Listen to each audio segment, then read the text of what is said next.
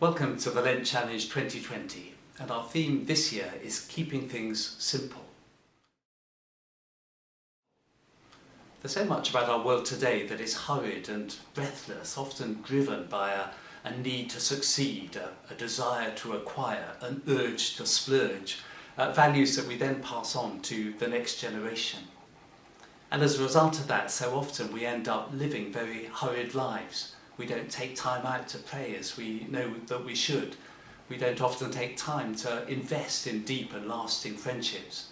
We find it very hard to discover contentment within ourselves. And of course that has a big impact on the life of the planet as well, and especially the poor within it. And so this Lent, my colleagues and I have written a number of reflections on the theme of simplicity, starting this week with the wonderful story in Luke chapter 10 of Mary and Martha. A story where Jesus says only one thing is needed. What is that one thing that is needed right at the heart of how we're meant to live our lives? As part of our Lent challenge, we'll also be raising money. Half of it will go to the work of the church in South Sudan, the youngest nation on earth, building up young leaders, people of integrity, to lead in the community and the wider church.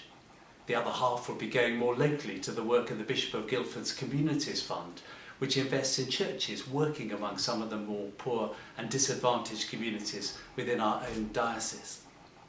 And so I'd encourage you to give generously, to hold perhaps a fundraising event or a collection during Lent which can contribute to the fund, and especially to read these reflections and use them, as I will do, to answer the question, how can I keep things more simple in my life as I seek to follow Christ in the way of the cross and the resurrection and beyond?